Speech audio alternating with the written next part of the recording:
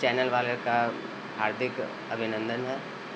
और हमारे हॉस्पिटल में अभी जो व्यक्तिगत सुविधा है, general surgery, orthopaedics, neuro surgery, neuro physician, general physician, burn specialist, paedia, और आने वाले समय में हम लोग जो फैसिलिटी बढ़ा रहे हैं वो अपने हॉस्पिटल में आयुष्मान भारत की सेवा रख रहे हैं।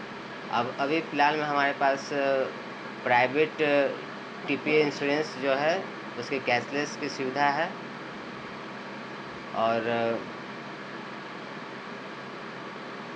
अच्छा, वैसे कुछ पेशेंट ऐसे होते हैं जिनको ये समझ में नहीं आता है कि कौन सा हॉस्पिटल जाएँ, कि मतलब ये होता है कि हॉस्पिटल चले गए, आपको पैसा लगे, इलाज भी नहीं हो पाता, तो किस तरह से आप इलाज करते हैं? नहीं, वो इस पे हम लोग जो भी पेशेंट एडमिट होता है तो पहले हम लोग उनका डायग्नोसिस करते हैं कि ये किस डिपार्टमेंट का है। उसके बाद उस डिपार्टमेंट के जो सीनियर डॉक्टर हैं वो ट्रीटमेंट करते हैं। अभी आपके हॉस्पिटल में कितने डॉक्टर मौजूद हैं?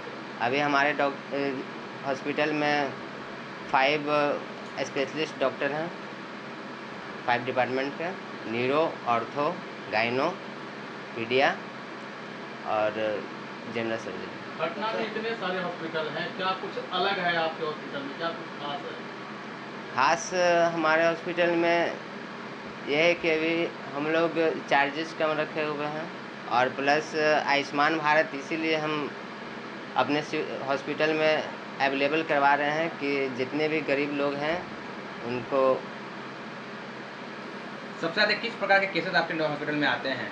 हमारे पास सबसे ज़्यादा केसेज न्यूरो के आते हैं, ऑर्थोपेडिक्स के आते हैं और जनरल सर्जरी के आते हैं। उन केसेस के स्पेशल डॉक्टर आपके पास हैं कि बाहर से भी डॉक्टर मंगाते हैं? नहीं, वो केसेस के डॉक्टर इन हाउस हैं।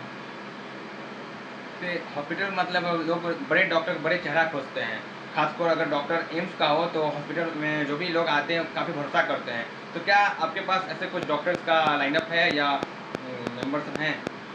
लाइनअप है हमारे पास, लेकिन हम लोग नर्सिंग केयर पे ज़्यादा ध्यान देते हैं, क्योंकि सीनियर डॉक्टर बाहर के डॉक्टर हैं वो तो आपके पास ऑपरेशन करके वो तो ऑन कॉल आएंगे।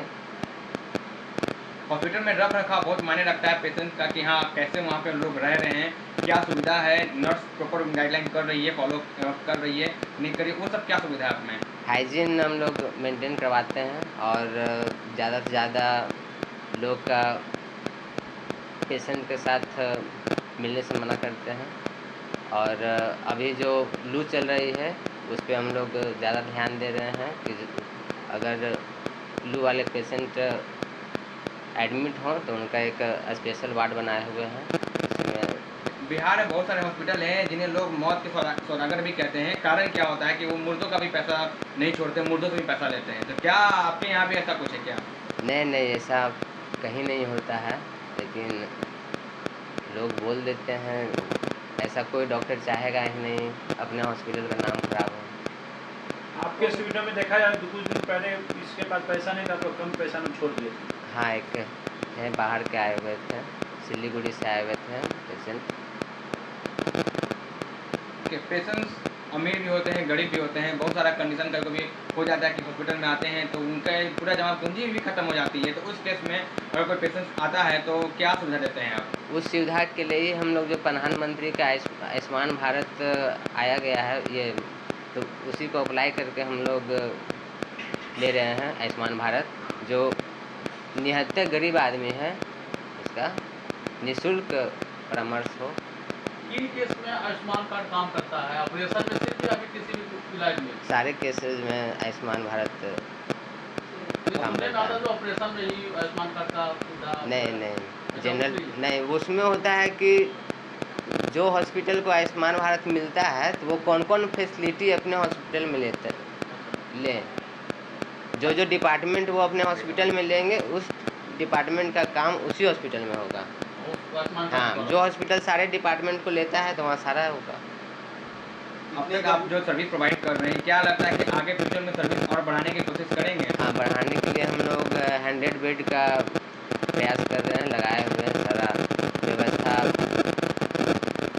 बना रहे हैं। क्या आपको यहाँ रूम का फैसिलिटी है? बहुत सारे लोग जो पैसे वाले होते हैं वो एसी रूम खोजते हैं, हाँ वो है। जनरल कैटेगरी के लोग जनरल रूम खोजते हैं, तो वो सब क्या व्यवस्था है तो बताइए। सारे फैसिलिटी है, semi private, private, non AC, AC सारा है, जनरल वार्ड